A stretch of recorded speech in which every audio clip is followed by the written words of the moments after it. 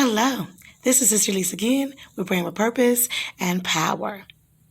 This time, we're talking about the pitfalls of self-love. So I'm going to be going back to 2 Timothy chapter 3. Now, I started in verse 1 and 2, talking about lovers of themselves and being unthankful, boasting. Now I'm in verse 3. Without natural affection. Now, people talk about the other group not having, the normal affections between male and female and things like that. But without natural affection, like the affection that we're supposed to have with each other, the love of God. Yeah, and the love of God is unconditional. The love of God, is an action. It's not just saying I love you and you doing the opposite of love. Without natural affection, the affection of showing love, compassion, everything that Jesus did. He always showed, love and affection. So this is talking about also without natural affection of, the normal relationships we're supposed to have in life, without natural affection with friends, with family, with church people, with the world. Not just always that other group, because people like to use this without natural affections. That's not right. You ain't supposed to do that. That's not of God. We know that part. But we talking about people in the church as well, not having, natural affections, being nice to one another, kind to one another, compassionate, sensitive, to one another, showing the characteristics of Christ, not the Antichrist. Now, verse 3 says, without natural affections and truce breakers. Christian people are supposed to keep truce. Keep the peace. Keep covenants. Keep agreements. Keep your word. Come on now. And so truce breakers, they're always breaking, peace. They always want to cause, conflict, strife, factions. And, we already know they got truce breakers in the world. That's why we got countries with their own nuclear bombs and countries over here just in case somebody want to break truce, we're going to start a war. But we talking about people in the church, people that say, I love Jesus, but you're not a truce breaker. You a peace breaker and peace disturber, and you always want to, start stuff.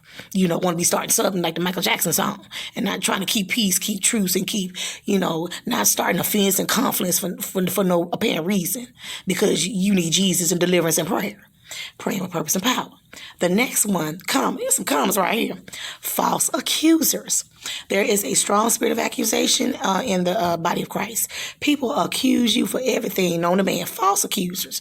And these, when you so full of yourself, you think you're going to accuse everybody else of things they do so they can stop looking at you because you think you all the wonderful, the bomb.com, that you never have a bad day. You never have a moody day. You never have your moods, melody moments. You always the sound of music. You always Julie Andrews. You always Mary Poppins. You always like this all the time. And no good way we have our days. Just one of them days, like the Monica song. We have our days, but, those that accuse one another, a false accuser, just lying, accusing people, because you wanted, folks not to discern your spirit. So you're going to accuse somebody else of that. You want people to, take it off of you and not be eyeballing you with their seeing eyes, so you accuse somebody else, and Satan is the accuser of brother. So if you're a false accuser, who's your father in the spirit? Is it the Holy Father or the unholy father? Because the Holy Father doesn't accuse anyone. It's the accuser of the brethren, which is Satan. Now, the next one is incontinent and also fierce. Despisers of those that are good. You despise the good stuff. You despise doing what's right and what's good. And this is all coming from that first set. Love men when they're so full of themselves, they will despise good stuff for other people because they think all the stuff supposed to come to them. They think, this is when you get that selfish spirit. And I'll talk more about that in the next set of videos. That's when you get narcissism. They don't want, good stuff to happen to other people. They want it to always happen to them. So they despise those that are good, that are doing what's right, that are not selfish, but self-love.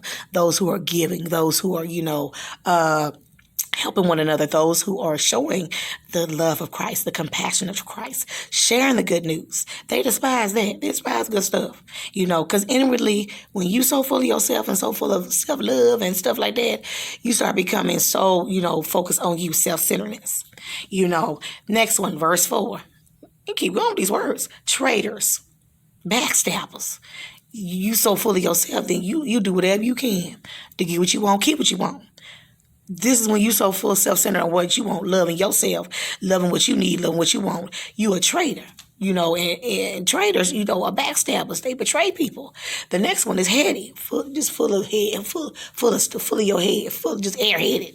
You just full of yourself. You feel entitled. You feel like I deserve this. I should have this. I should have to work for this. Heady. The next one, high-minded. This one you get prideful. This one, all these are all spirits and all stuff that come in because of the pitfalls. These are the pitfalls of self-love. If you fall into the pit where you so self-loving of yourself, these start manifesting. High-minded, full of yourself, prideful, haughtiness. That's a spirit too. The next one, lovers of pleasures more than the lovers of God. Pleasing your flesh, pleasing what you want to do. It's not always with the opposite sex. That's another way of pleasing oneself. That ain't right either. And we got a lot of folks in professing, I love the Lord, and doing that too. But we talking about lovers of what feeds your flesh. What you want to do all the time. I don't want to do this. I want to do that. I want to do this. I want to do what I do. And not lovers of God. Because if you're lovers of God, you're going to do what he say. Whether you want to or not. You're going to be obedient. Whether you want to or not. Those who are lovers of pleasures will, go in and out. This is when you have that lukewarm people. I'll be, love God, obey for him for a minute. Then I'm going to just do what I want here. You can't straddle the fence with the Lord. See, when the Lord gives commandments, he's non-negotiable. I don't know why people think when the Lord give you when prophets come to you and people come to you and say what the Lord said or the Lord told you in prayer time to do this ain't negotiations. God is non-negotiable when he tells us to do stuff. I don't know why folks think just because he gave you, these are not recommendations from the Lord. When he tells you to do something, it's like do it or not. Pick one. So, and the last one, verse 5, as I close out. Having a form, because when you're so full of yourself, having a form of godliness, but denying the power thereof, from such turn away. You can be so full of yourself, loving yourself, and operating all these other spirits I talked about, and starting in verse 2 and 4, that you start having a form. See, there's stuff in us that we have to allow God to release out of us. We have to get delivered and set free.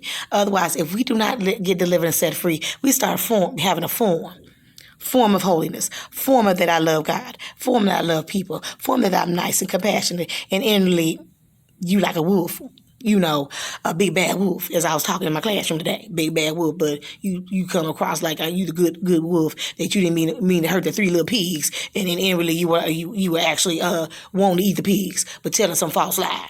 I just read this story about, read this story to the kids today about the big bad wolf, his version. He had a true story, he wasn't really a big bad wolf.